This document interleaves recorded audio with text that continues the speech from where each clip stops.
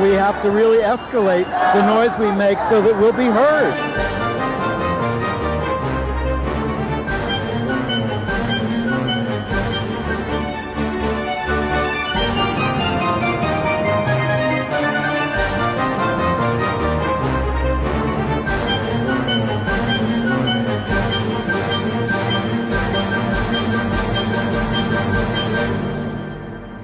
Welcome to Gay USA. I'm Andy Hum. I'm Ann Northrup. And we've been through a hell of a week in New York. I know it can be tough all over, but here in New York, it can be particularly tough in Oklahoma. Yes. Let's not underestimate that. Oklahoma, we could talk about a lot of places. But here in New York, a gay man was gunned down in Greenwich Village just for being who he is. There were thousands who protested, and initiatives have been proposed, but will it end the violence? No. There were 2 more gay bashings in Manhattan within 12 hours of this protest, and maybe another one in Queens, New York, part of the city. And then in the United States Senate, what's regarded as an act of betrayal, we'll debate that. Democrats joined Republicans in killing the gay partner amendment to the immigration bill. President Obama integrated us into his remarks at the Morehouse College graduation. A little differently than the script said. An LGBT rights bill advances in Puerto Rico. In Florida, an 18-year-old lesbian is being charged with a sex crime over her relationship with her 14-year-old girlfriend. A Catholic high school in New Mexico is denying a boy the chance to graduate as a boy because he was born a girl. The American Psychiatric Association has named an out gay doctor as their new CEO. The British Parliament has given, well, the House of Commons has given final passage to its marriage equality bill. It now moves on to the House of Lords. Some say it's not entirely equal. We'll look at the details of that. It isn't. We're going to review a new gay-themed play off-Broadway, I Wanna Destroy You. And That's the title. It's not what I want to do to you. I love you. Thank you.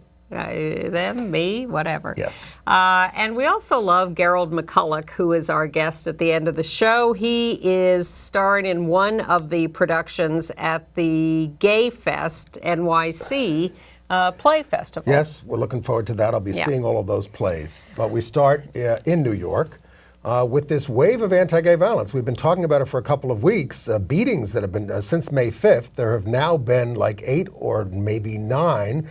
And on Friday night, late, a gay man was murdered by what I would have to say, we have a picture of him. His name was Mark Carson. There he is. Sweet guy. Used to go to the Hedrick Martin Institute, where he was a client there. Beloved by family and friends. About 32 years old, He's just out having, at midnight, having a good time with friends. And this deranged guy comes up to him and threatens him. Because he's looking for gay people to make anti-gay, and he's making anti-gay remarks, and they move on. They ignore him. They just keep moving. Then the guy goes away, and his friend, the perpetrator, we have a picture of him as well, Elliot Morales. The perpetrator, he goes after them. His friends say, "Come on, stop. He's drunk. He's high. Whatever he is." He just goes up to this group of gay men. He says, "You want to die, faggot," basically, and shoots him in the head, dead. And that was it. He was captured within a minute by the police. There are a lot of police out there. And it's just, what can you say about this?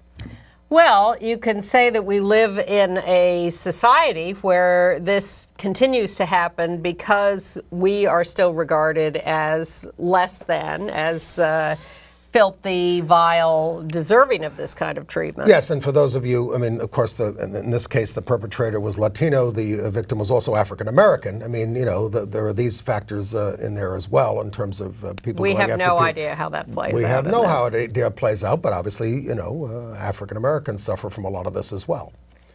Absolutely. This guy earlier in the evening just went into a restaurant bar, not a gay bar, pissed outside the restaurant, and then came inside and showed off a gun and said, "If you call the cops on me, I'm going to kill you." Well, we could start with why does he have a gun? Oh, he's spent 10 years in prison.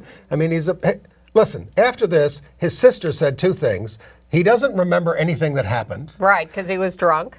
And secondly, he's not anti-gay. We have gay family members. He's not homophobic. But when when this guy got drunk and high, it came out. Yes. And it was horrendous, and that's what happens. And we could talk about all these incidents. We talked about it last week. All right, well, let's just then list the other incidents within the 12 hours following the demonstration against it. Thousands of people came out to protest this. The first night, Saturday, the night after, spontaneously on Facebook, I didn't even know about this, I wasn't on that list, 250 people came out because the big groups were waiting for the weekend to be over. Yes. They didn't want to spoil their weekends. Yeah. I really think that was awful. Yeah. But by Monday, there was this enormous demonstration that took place of 2,000 people marching through the streets of the village. And basically, people wanting to show we're not going to take it, but what are we going to do?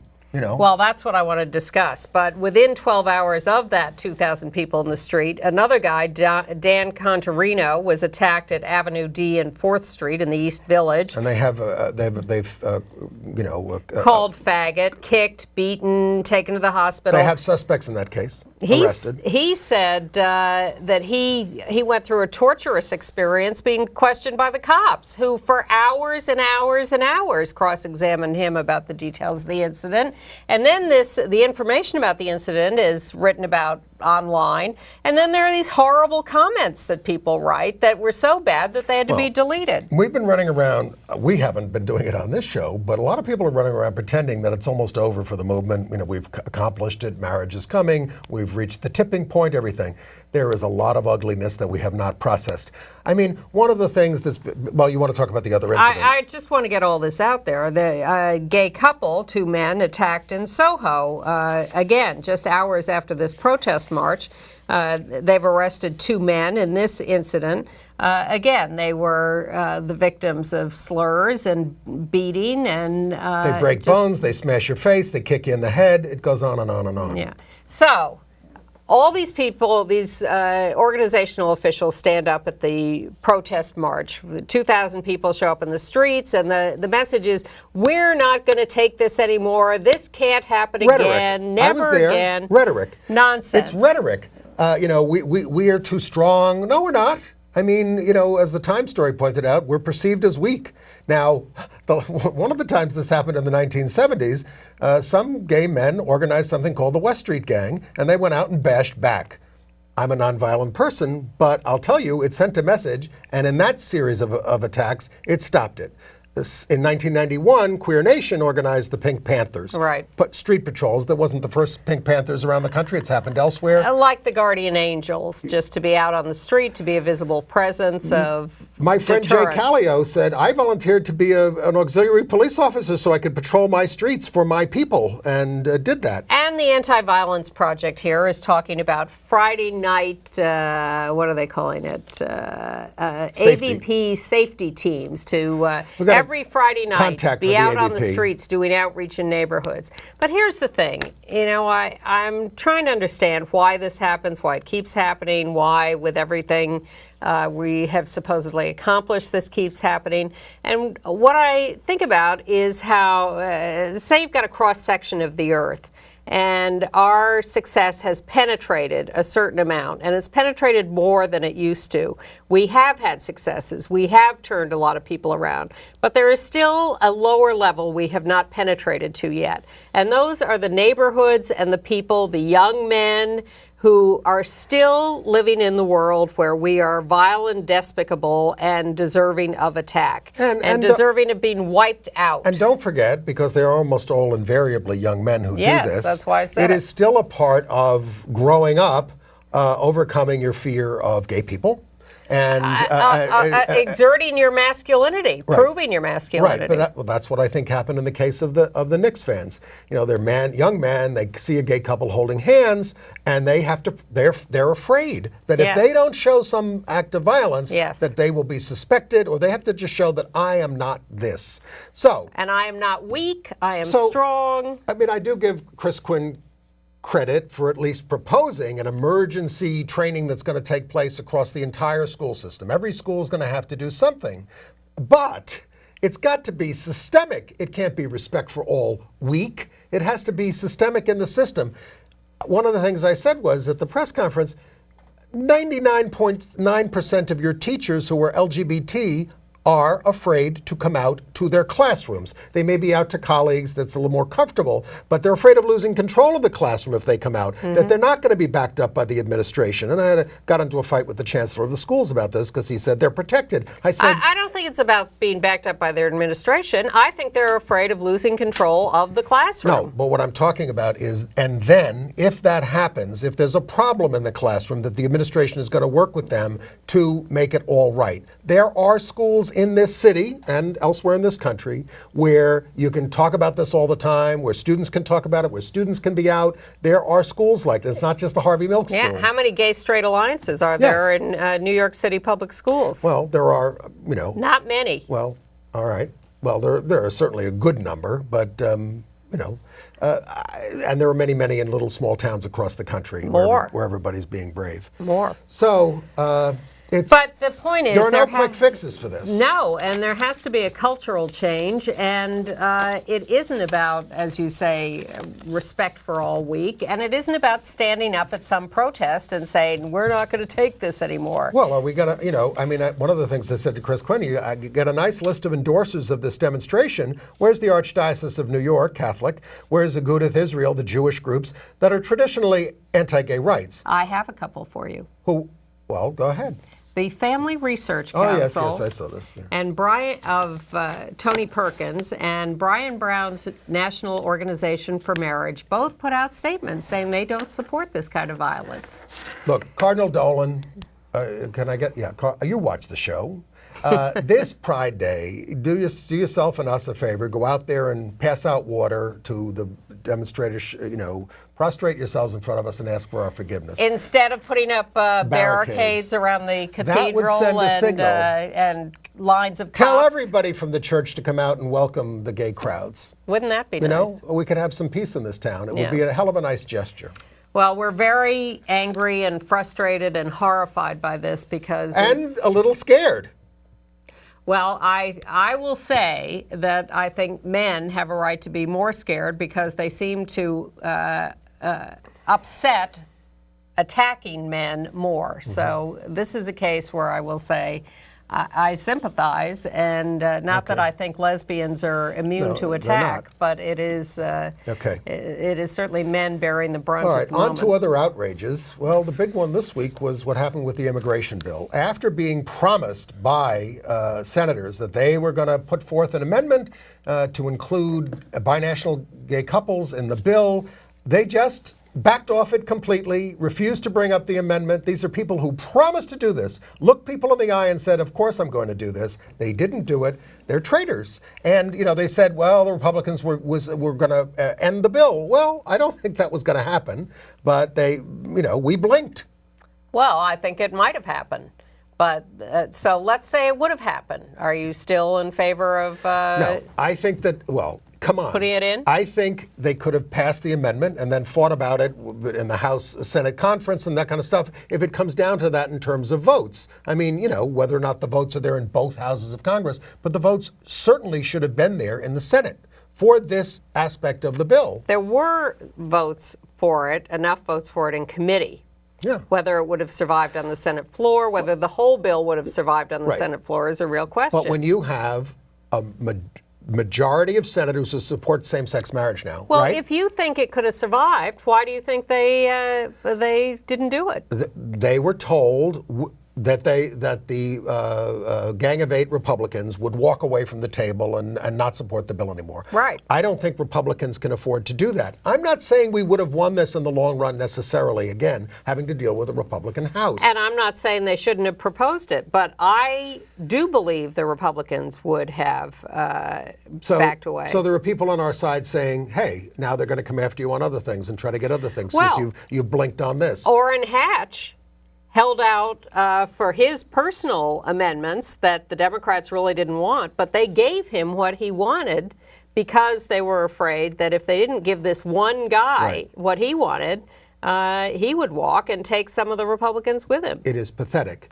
Now, again, I'm not saying that there's a majority. As I said, I'm not saying that I think that there's a majority for this in both houses, but there certainly is in the Senate. And I think that the senators could make some amends for this by voting to repeal DOMA right now. It isn't about a majority. It's about 60 votes. Well, We're close to 60 in the Senate on where are we on marriage? 4 or so. 54. Well, tell them to give us a vote on that.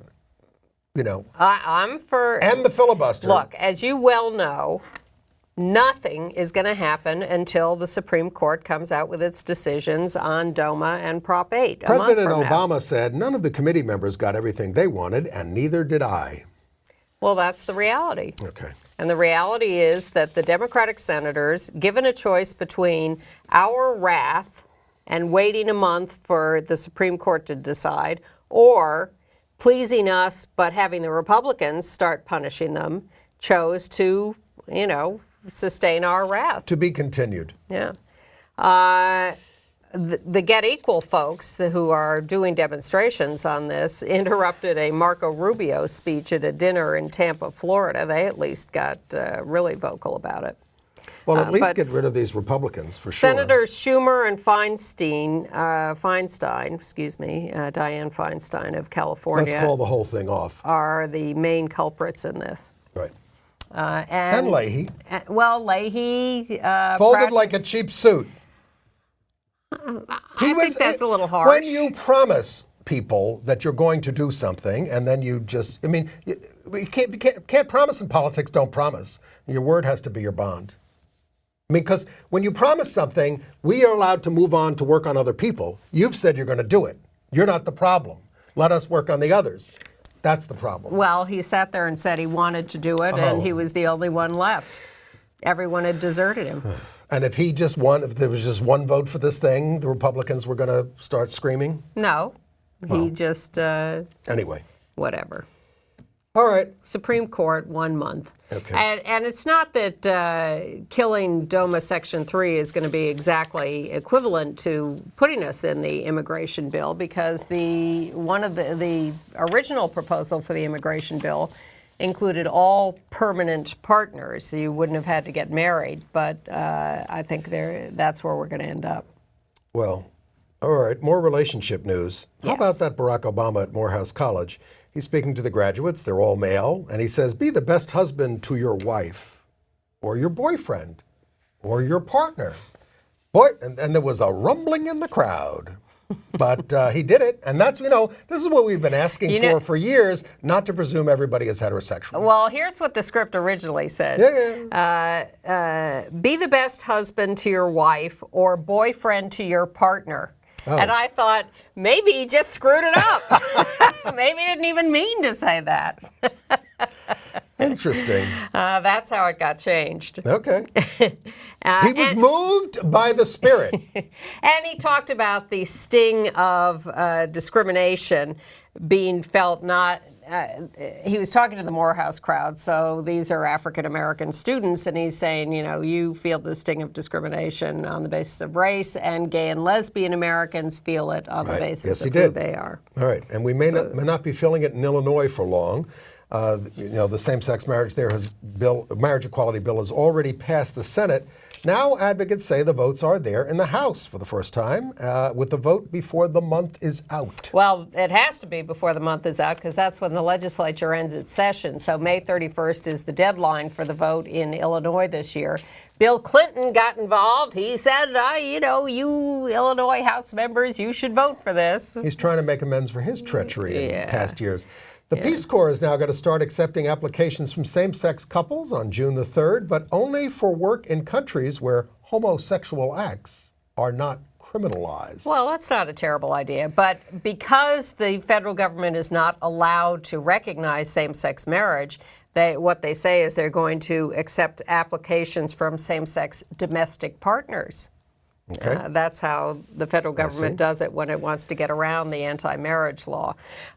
Former Supreme Court Justice John Paul Stevens was interviewed, and he predicts what everyone else has been predicting, which is that Section 3 of DOMA will be struck down. He says it'll be analyzed as an unfair tax policy, unequal taxation. Was he being serious? It is. Well, it is. You know the difference in filling out your tax forms if you're... It's unequal, for sure. Absolutely. Sometimes it's better, sometimes it's worse. He thinks that'll be the basis, or one of them anyway, and that, as we also are all predicting, the Prop 8 case will be dismissed for lack of jurisdiction meaning California can get married again, same-sex couples. But nevertheless, California is getting ready for a ballot initiative in 2014 if we do happen to lose in the court. Right. And they've got a whole new ad campaign ready to go.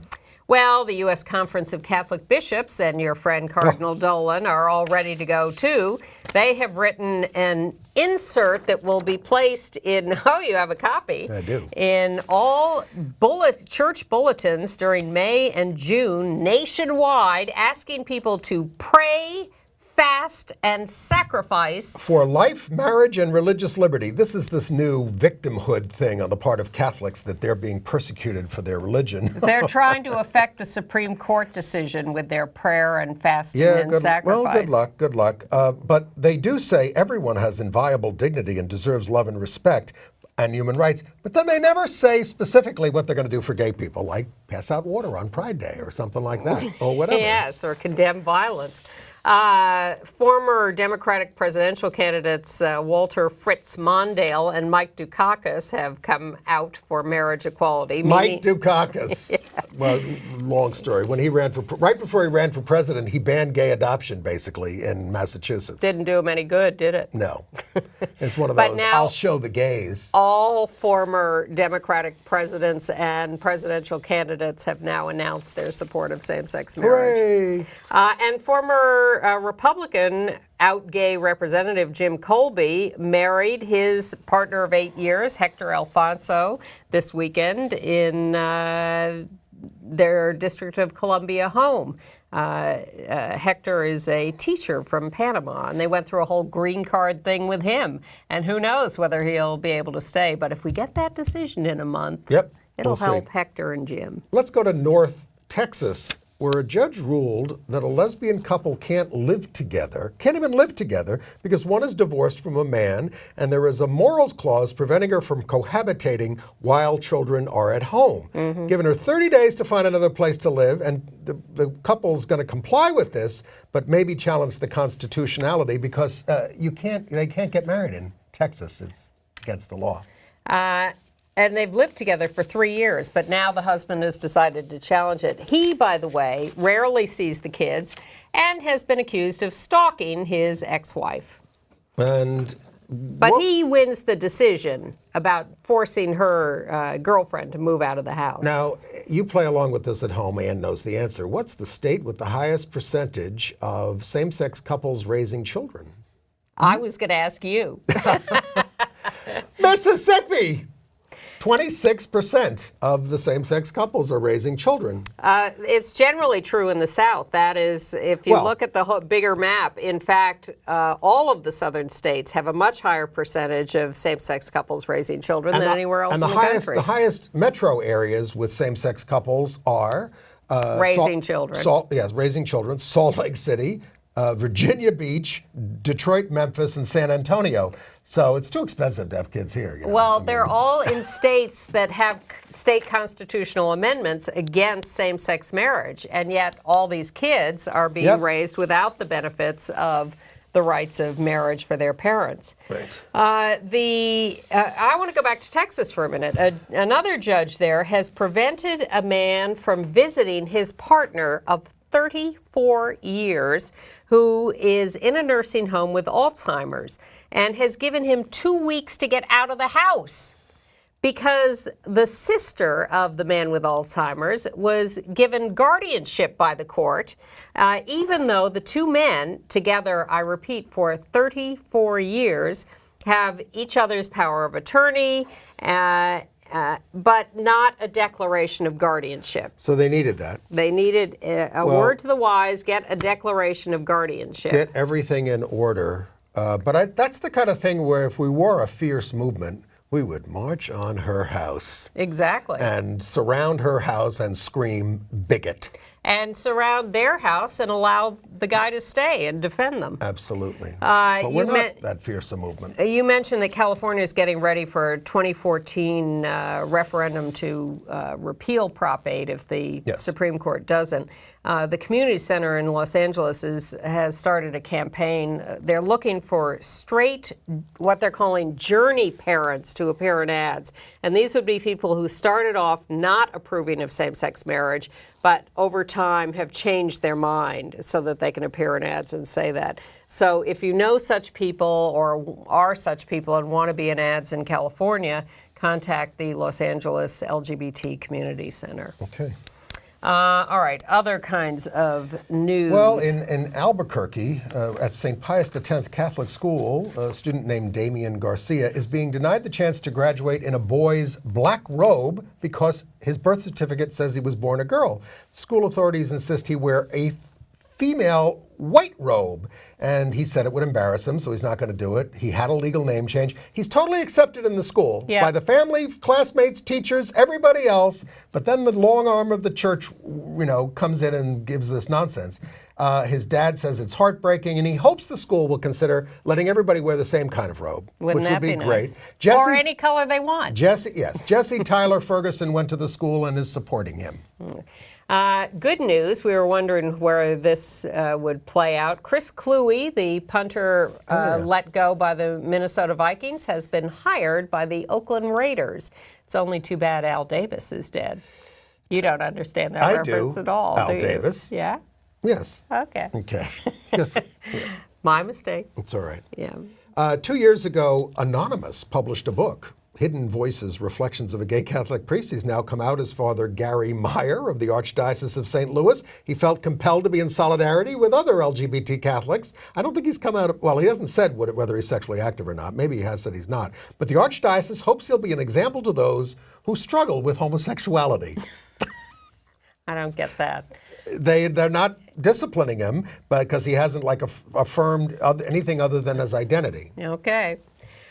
Also semi, but not really coming out, is a guy who works at Boy Scout headquarters. He wrote a long essay in Time magazine saying that, we just can't keep on with this. There are hundreds of us working at headquarters, but I'm writing this anonymously because I am too afraid to come out. But by the time you see this show, we will know whether the Boy Scouts of America National Council, 1,400 people this week, voted for the proposal to allow gay scouts, not scout leaders or employees, writing anonymously at headquarters. The American Psychiatric Association, you remember them, they have a new chief executive officer and medical director. We have a picture of him, Dr. Saul Levin. He's an out gay man. He was the head of the D.C. Health Department. First out gay person to hold the job since the group was founded in 1844. And up until 1973, of course, the association considered us mentally disabled. He's a native of South Africa. And specializes in substance abuse issues. Senator Harry Reid was asked about, are we ever going to get an Employment Non-Discrimination Act brought up in Congress again? So he said, I support that because I have a lesbian niece who's a teacher, and she should be protected. Yes. Sally Ride, the first American woman in space, didn't come out publicly in her lifetime, but she is being awarded the Presidential Medal of Freedom, and her family is invited to the ceremony, including her surviving partner. Given how groundbreaking and famous she was, I'm a little surprised she hasn't gotten it before now. Yeah. That was a really big deal. Well, they also gave it to, what's his name? Other people. They've given it to other people after their deaths. Yeah, but Sally Ride, for heaven's sake. And Obama's named a bunch of champions of change on May 22nd, that's this week, and which happens to be Harvey Milk's birthday. And it includes, they're Harvey Milk champions of change. Yeah, 10 out gay elected and lesbian officials. elected officials. Yeah. In Puerto Rico, the Senate, by a vote of 15 to 11, has passed a non-discrimination bill for both sexual orientation and gender identity and expression that will cover employment, housing, public accommodations. That now goes to the House in Puerto Rico to see if they can pass it there. Meanwhile, the mayor of San Juan has ordered a non-discrimination policy for city employees. And for the application of the domestic violence laws. And for actions by the police force. They had a huge march there in San Juan to mark the International Day Against Homophobia and Transphobia. And they're working on adoption laws and civil unions. Things are changing in Puerto Rico awfully fast. And the cops there arrested an anonymous Twitterer for making violent threats. Yes. We've heard so many stories of murders in Puerto Rico, particularly of trans people, and rejection of anything that's sanctioned us. Well, Nevada has just added transgenders to their hate crimes law, and Michael McShane was confirmed as a federal district court judge in Oregon. He's Obama's 5th out-gay judicial nominee to be confirmed. There are others waiting on the sidelines. And in the municipal elections in Los Angeles, Ron Gallipan was elected Galperin, I think. Galperin, okay. Yep. City comptroller, the first time an out-gay candidate has won a city-wide race. And in New York, they're trying to push back churches into the schools. They're actually there, but they're all the gay people elected to citywide offices in New York have been closeted. Yes, that's true. But we're trying to get a lesbian mayor. And Anthony Weiner jumping into the race. Do we have any comment about that? Well, don't get me started on Anthony. He's not been nice to tenants. Yeah. Okay. And Freedom to Work, the gay labor group, has filed a complaint with the Illinois Department of Human Rights against ExxonMobil, which is a heinous company for gay stuff. They got rid of gay protections at Mobil when Exxon bought them. You know, they went backwards and they've refused to go forward. So Freedom to Work did these dummy employment applications, these matched things where they send in applications for a job. One completely straight person, one that identifies as gay on their application, more qualified. Yeah. Well, in every case, the straight person got a job offer. The gay person was never contacted. It's called testing. Exactly, and in some states, it's illegal to discriminate. So they've filed a complaint with the Illinois Department of Human Rights. Good. And we'll see where that goes. The Missouri Senate passed a Sexual Orientation Non-Discrimination Act, but the House let it die without a vote. Herndon Graddick has resigned his position as president of GLAAD after just 13 months on the job, and he left immediately. We don't know. He says he's taking a personal leave of absence, but we do not know the details. And the Village Voice has laid off a lot more employees, including the great Michael Musto, our pal, who writes the La Dolce Mosto Very column, little reason for picking up the paper anymore. If there ever was. Well, it was. They had great writers in the old days. Have we talked about Kate Hunt? No, we have not. Okay, we got to do this.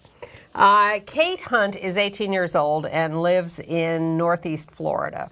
And she was on the basketball team, and she started a relationship with a teammate who was a little younger, 15 or 14. There are conflicting reports. When Kate was 17, all fine and well. Then Kate turns 18, and the parents of the younger girl have her arrested on felony charges. They've been lying in wait until she turns 18 so they can prosecute Pounce. her.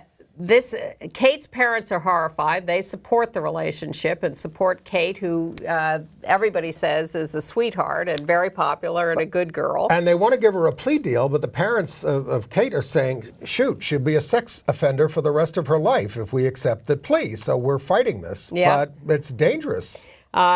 Thousands of people have signed a petition against any prosecution of her. Well, it's one of these... then there are others who say, look, it's too big an age difference, it's inappropriate, and she should be prosecuted. It's one of these bright line laws that, in the most part, if you're above the age of consent with someone below the age of consent, but other states have Romeo and Juliet laws. If you are within a certain number of years of each other, you are not prosecuted. This certainly is like that or comes close to it. So, but they don't have the law. They don't have the law. The school expelled her. Okay. All right. International news? Yes. Okay. Well, more on violence in Bromley in South London. A gay couple was beaten by a gang of youths in a homophobic robbery. The victim was Chris Bryant, who's the editor of a gay online magazine there. And, it's all this stay down, you effing faggot, kicked him in the head, neck injuries. This is on the International Day of Homophobia, which he was working on that day. And he blames the anti-gay rhetoric of the conservative MPs in the marriage fight, because that's what's going on over there. Well, again, there is a culture of hatred towards us, and the people who are doing the attacks are the people who are victims of that culture, who are listening to that rhetoric and believing it and believing they have to fight back. So let's talk about Britain. Well, in the Parliament, on the final reading of the marriage bill, it passed 366 to 161. This is marriage, civil marriage for same-sex couples in England and Wales. Ceremonies could begin next summer, but it's not a sure thing in the House of Lords, which can delay a bill for a year. Well, they're expected to try to add wrecking amendments, but the government is allowed to then ignore it and pass the bill anyway. Yes, but they can delay a bill for a year there. They Somewhat, can delay it yeah. from going into effect. No civil partnerships for non-gay couples, as was proposed, although they have started a consultation on that, meaning they're going to study it. Inequalities in the bill, according to Peter Tatchell, our friend over there, they limit same-sex spousal pension payouts to post-2005 contributions only. Not for straight people, but just for us. Also, non-consummation or adultery with a person of the same gender is not grounds for divorce. Well, but they're not doing that for straight people. It's a little complicated, but they are moving forward. Meanwhile, the Church of Scotland, which is separate from the Anglican Church Presbyterian in Britain, Church. Their General Assembly has okayed gay and lesbian clergy. And then there's this horrible anti-gay violence in the Republic of Georgia. Yeah, we have some videotape of that, so let's run that as we describe this to you. This is in Tbilisi, Georgia. 50 gay activists went out to stage a quiet, peaceful little march for the International Day Against Homophobia. They were attacked by 10,000 right-wingers led by Orthodox priests. In their robes, in their black robes. Over here they wear white robes. It's called the KKK. The gay activists are now in that yellow van that you see there. They were put there for their protection. If they hadn't got in there, they would have been killed. Absolutely. By this crowd. And the police did not have enough of a presence there. 14 were hospitalized. The right-wing priests were calling this, the gay activists' march, a violation of the majority's rights, diseased, an insult, sick. Now, homosexuality was legalized in Georgia in 2000. They've applied for European Union membership, but this is going to give them a problem. I don't think I'll be taking my vacation there. The government put out statements supporting the gay activists, but even though they're fully identified by name, they are afraid to arrest the right-wingers because they're so powerful in the state, Yikes. the priests, etc. Talk about terrorism. Yeah. Well, on the positive side, President Hollande did sign the French gay marriage law. So after the Constitutional Court rejected a challenge. In Paris, there's a right-wing historian named Dominique Venner, very far right-wing, wanted to keep French in Algeria, things like that.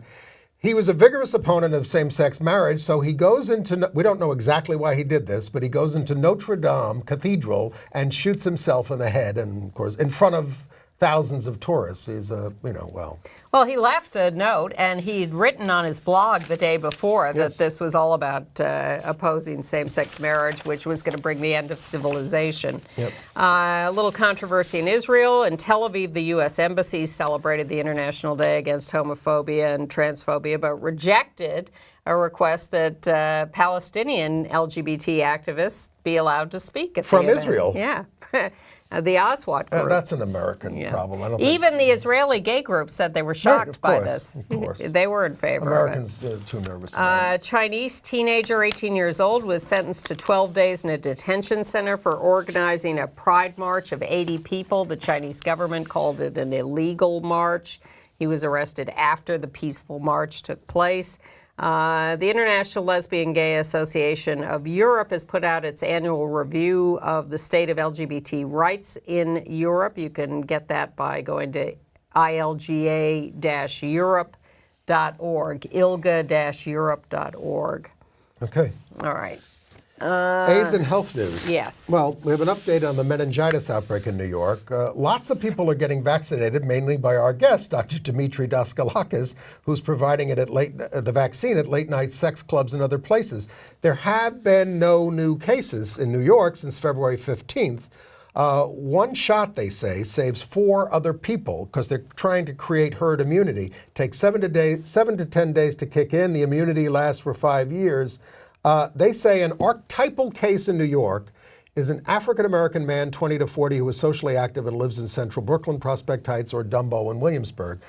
They still don't understand why all the cases have been among gay men. And because the deal is it's not sexually transmitted, it's just proximity to someone who has it. And they finally had a recent case in Chicago on May 12th, but that person has fully recovered. Congratulations to Broadway Cares Equity Fights AIDS, which produced the one-night extravaganza of The Night Larry Kramer Kissed Me, which was extremely enjoyable. Congratulations to David Drake and everybody who appeared in it. It was Old Home Week. It really was. There. And it will be Old Home Week on June 22nd when ACT UP holds what we're calling, don't call it a reunion, which is a gathering of anyone who ever had anything to do with ACT UP. There's been a lot of talk about sort of post-traumatic stress and isolation and the undealt with repercussions. So we're starting with a sort of social event with the expectation that this will evolve as we hold more events, but really bringing people together because people are isolated and they want to be brought together. And you know, we all sort of drifted off and never had any closure and never dealt with a lot of this. The whole movement used to be just totally community-oriented. You were always, if you went, there was a place to go to participate in the movement. And technology has killed all that. Well, let's go. And the professionalization of the movement. A lot of things.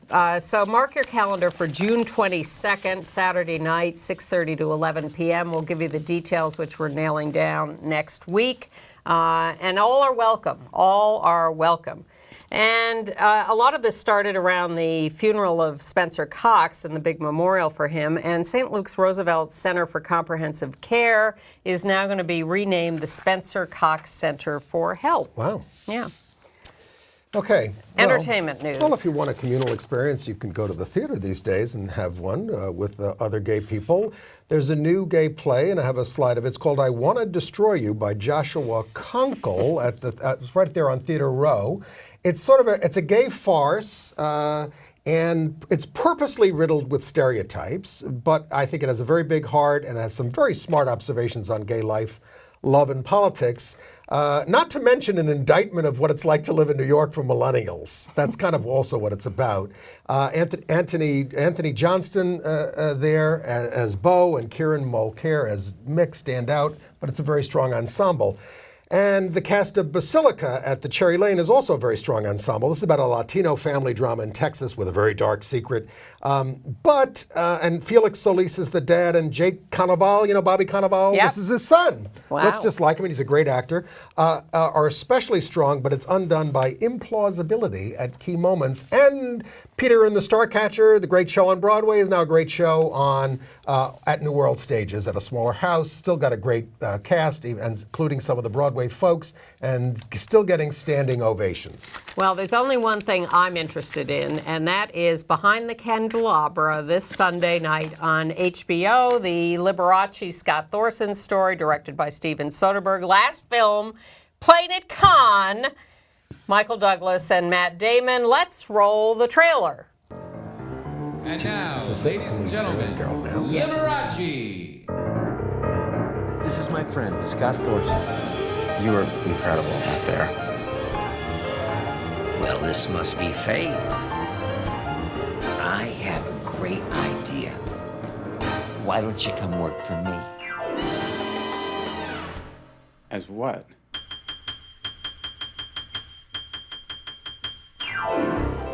I want to be Hermes. everything to you, Scott. I want to be father, brother, lover, best friend. I'll do whatever you want. I want you to make Scott look like this. You will make me feel so young. Why would a grown man want to adopt another grown man? So we can be family.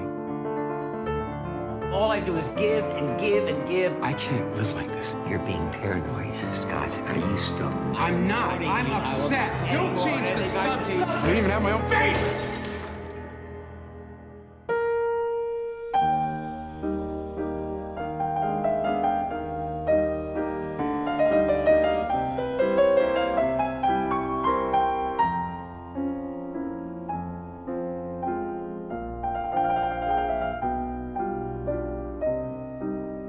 No one has ever been closer to me than this young man.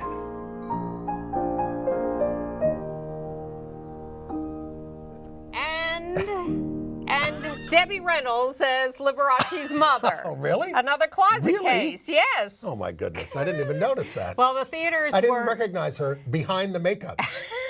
I don't know if that was her or someone else. The studios wouldn't pick this up, Yeah. but Cannes did. Yeah. Strange. And it'll run in theatrically in Europe. And I'm going to run because I'm going to make way for your favorite theater guest. Yes. Gerald McCulloch. Come sit down, Gerald. Your sexy little get up. Yes, you Come bet. on in. Great seeing you the other night, man. You too. How are you, Welcome sir? to You're Gay so USA. amazing. I'm honored to be It's back. Good to see Thank you you again. Good to see. Well, good to be seen. Now, I know you're well known, but let me just do a little you introduction can do here. whatever you want to do, Mr. Hum. Gerald McCulloch, and he's saying my name right, so I'm trying to say his name right. Gerald McCulloch is a star of stage, screen, big and small, and the internet. We're going to talk about that, right? Internets. You may know him from CSI, but I also know him from plays like Daddy, which I understand is now being made into a film. Yeah.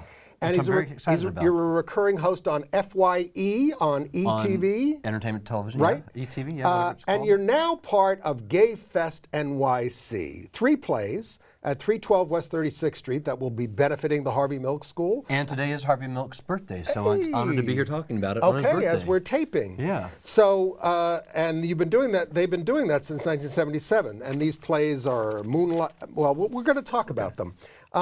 Well, this is actually the 5th year of Gay Fest NYC, which is a organization of a bunch of Tony Award-winning producers, directors, creative team. Oh, man, that come you got together. some and, heavyweights there. Yeah, it's really Bruce Robert Harris and the names. No, the you names got come and go. Terrence McNally, Charles Bush, Douglas Are on Carter the board, Bean, yeah, Lily Lily Tomlin, Tomlin. Mario Cantone, Kate Clinton, William Ivy Long. So they and Jack Batman is the other other producer, and they Yeah. spend their year reading a bunch of new works, LGBT works, and they pick a few stories each year to produce. And this is the first year this is the 5th season.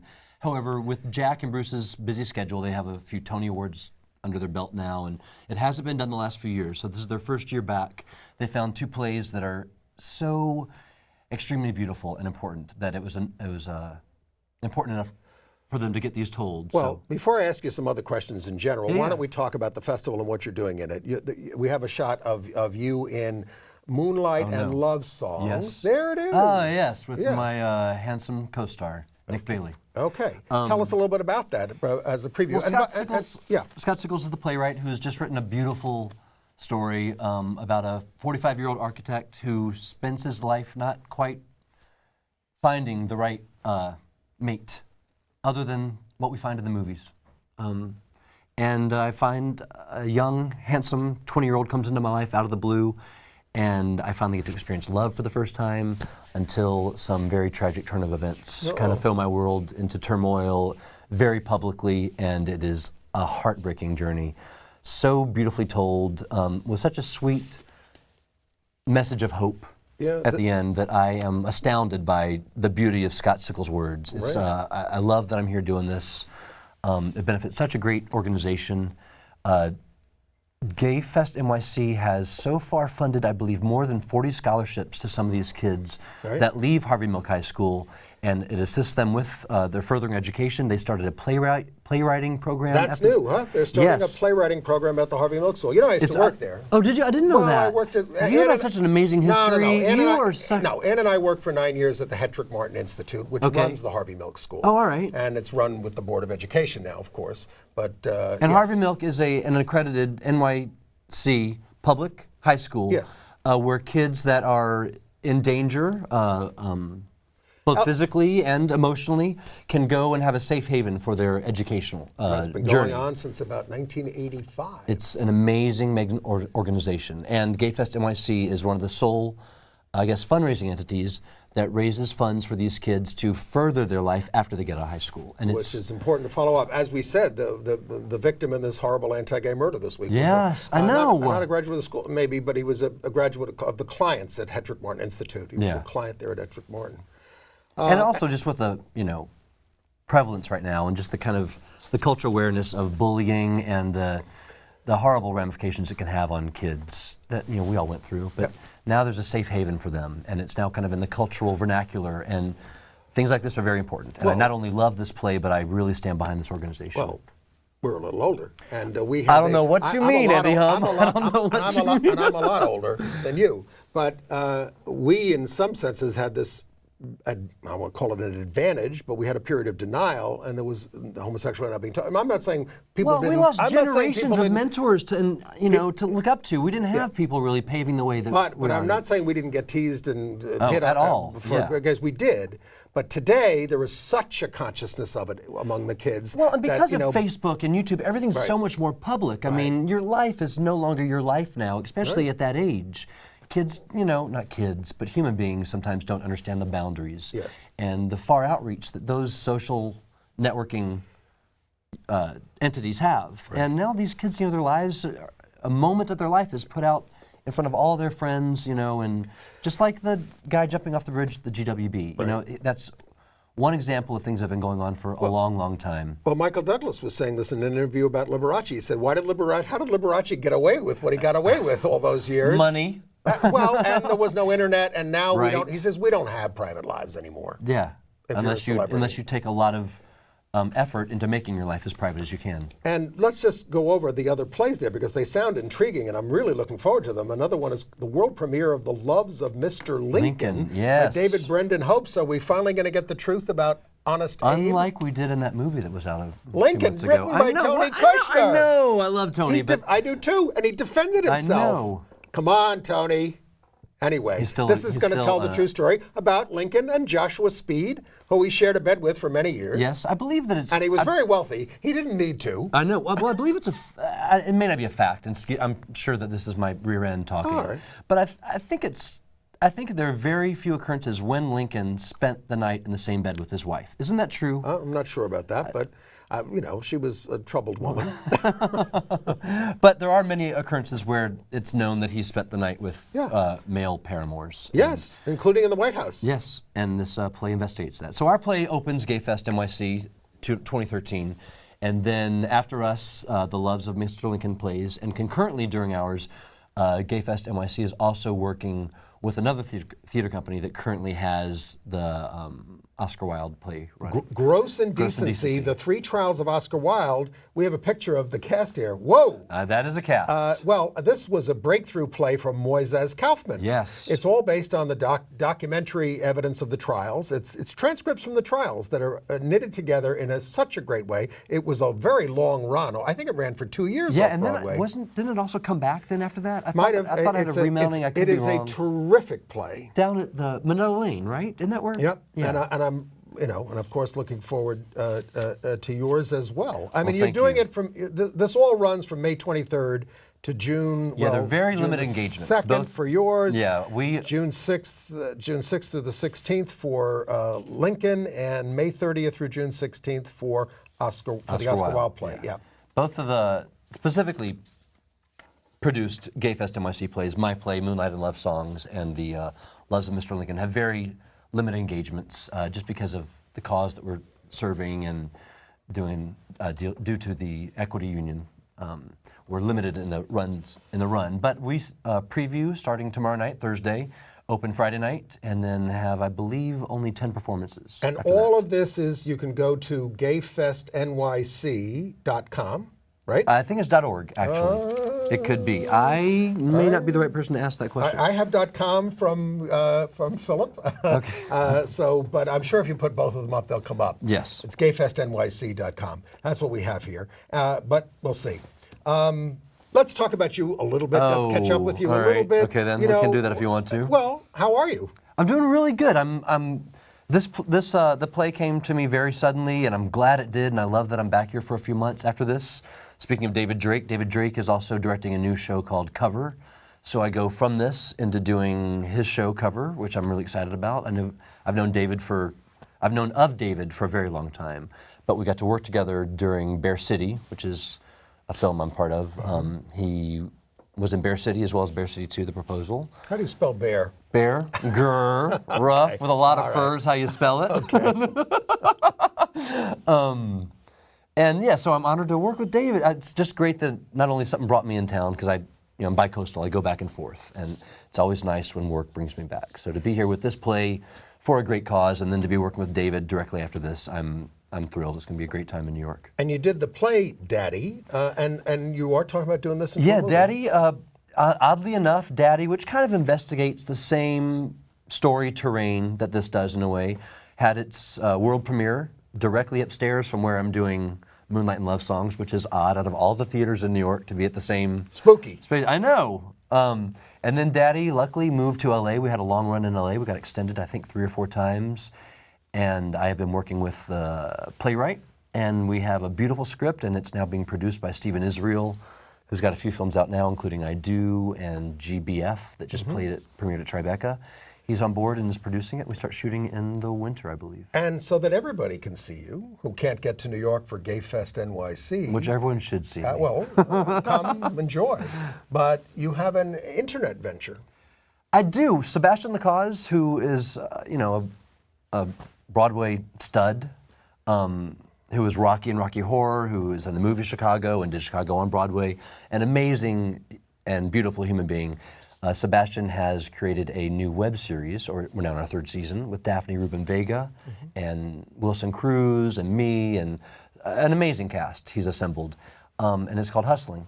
And it is about a beautiful man trying to get out of a life of hustling and move into being a chef. And I'm kind of his chef mentor. Okay. And how can people see it? Hustling, I believe it's Hustling. Yes, you can see it.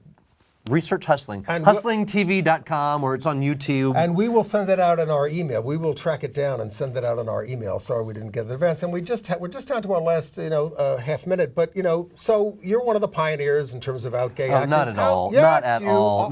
No. Out. You are. No. You are. And I'm just asking you how the atmosphere is changing in movies and television and all that kind of stuff. I think luckily, the stories being reflected about us are changing, and I think that's changing society. But there are people like Neil Patrick Harris who are, there are so many people that are having a much Quinto. Yes, a much more profound impact than I'm doing. kids. I'm just walking the walk that I can walk. Yes. But yeah, it's changing. Look at Neil Patrick Harris. He's changed the face of all of this for all of us. And we're looking forward to seeing you in Gayfest NYC. Thanks you. for being with us, everybody, and we will see you next week. And we hope we have better news to report on how we're being treated in the streets. Yes. Yeah. We should. Thanks for being here. Oh, thank you for having me. I really appreciate it. Well.